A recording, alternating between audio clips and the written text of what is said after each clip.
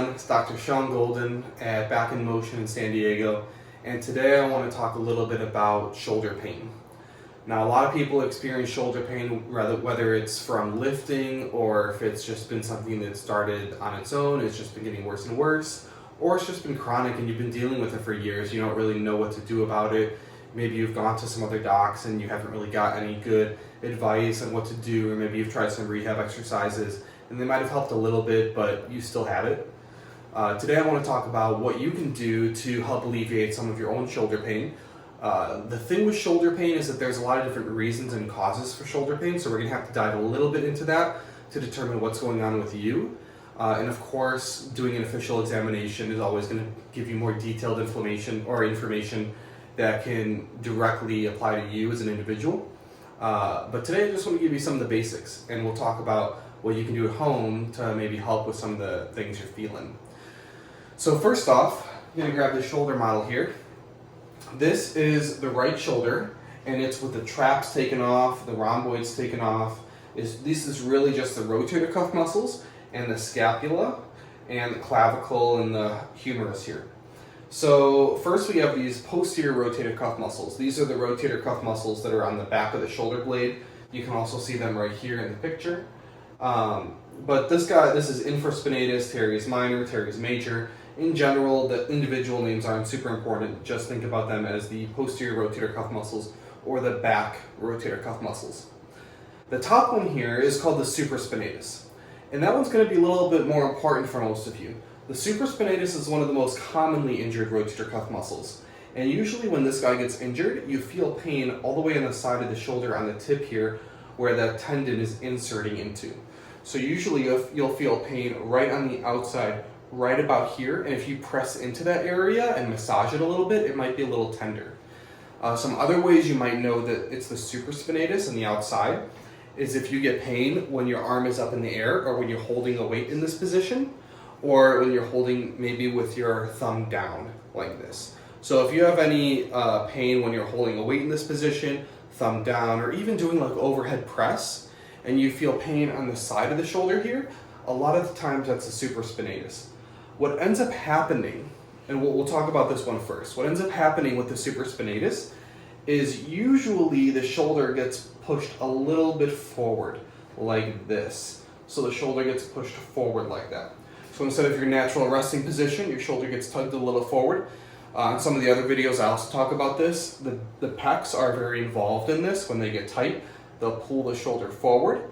And what ends up happening is the supraspinatus can start rubbing on the front of the scapula here, right at that bone. So it'll start rubbing back and forth. So with each pushing movement or each overhead press movement, if you're doing that with your shoulder forward, it can start rubbing on that bone and creating some friction. Or even if there's a decrease in space in general, just because of the forward shoulder position, you might have some friction on the tendon or even the bursa underneath, and it can get inflamed. When the tendon gets inflamed or the bursa gets inflamed, usually they thicken, so the bursa will actually push the tendon up even more onto that bone, which will decrease the space even more. And if the tendon itself gets inflamed, over time usually gets a little bit thicker and bigger, so it turns from the size of my pinky to more like the size of my thumb, and then it has a hard time fitting through that space.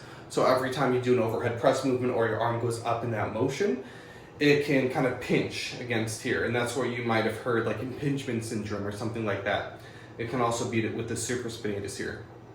So of course, what we got to do to kind of fix that is we want to work into the supraspinatus directly with active release therapy. That's going to help stretch it out from both sides and help it start de-inflaming the supraspinatus over time.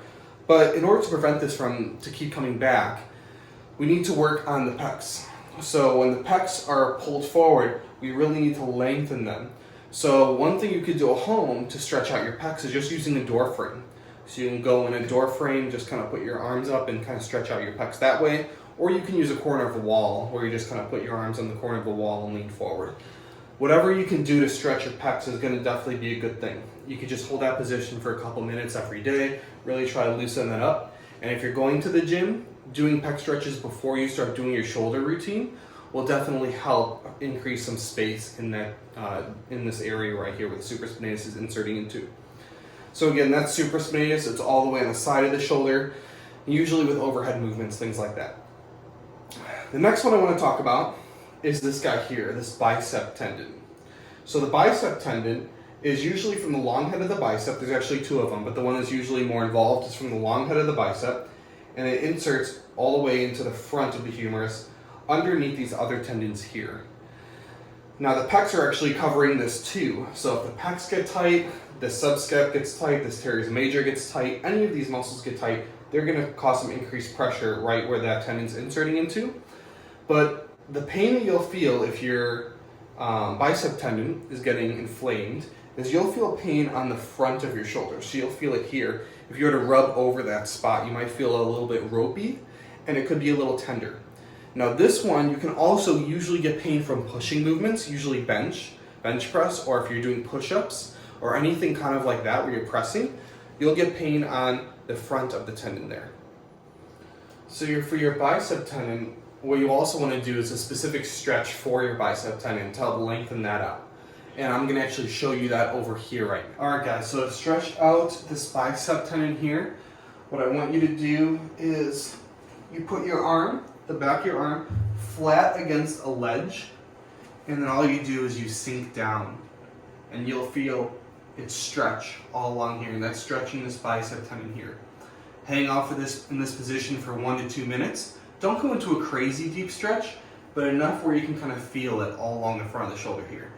If it hurts too much, don't go into a ton of pain. Just go into a little bit of a stretch and hold out there.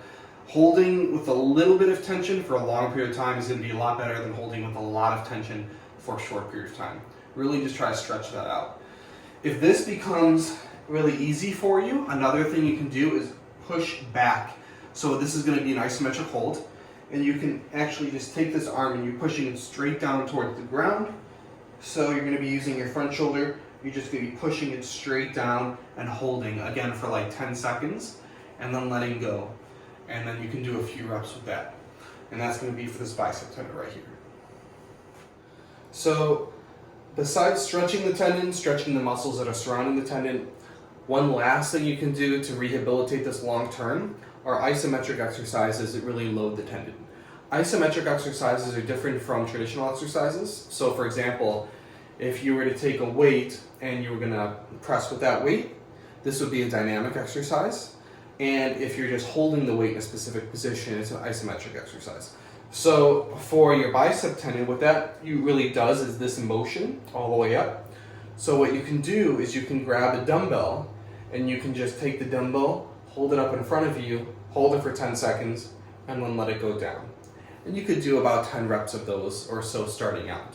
The isometric exercises will load the tendon, but it'll also make it more elastic over time. So unlike really brief, intense, or ballistic dynamic exercises that can actually damage or harm tendons, the isometric holds are very safe because there's no movement. So there's not really a lot of damage involved, but they still induce a lot of stimulus into the tendon to adapt. And so the tendon could adapt by getting stronger and get more elastic, and that's what the research shows too.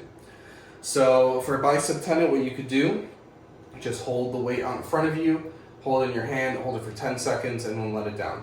And progressively build up to higher and higher weights. And then the last thing for any shoulder thing going on, what you really want to do is make sure you just warm up your whole shoulders before the workout. So that could be something as simple as taking a dumbbell and doing some small shoulder circles, or then progressively getting to larger ones. And just making sure all the rotator cuff muscles kind of get activated and warmed up before you go into any heavy pressing movements, or even before you do any type of sport or anything like that if you've been having a history of shoulder issues.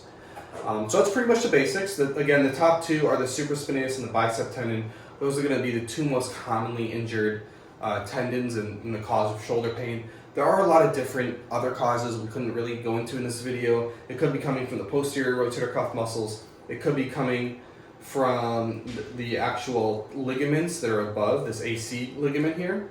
It could be coming from the labrum itself, if you have a labral tear. So there's a lot of different issues that could cause shoulder pain.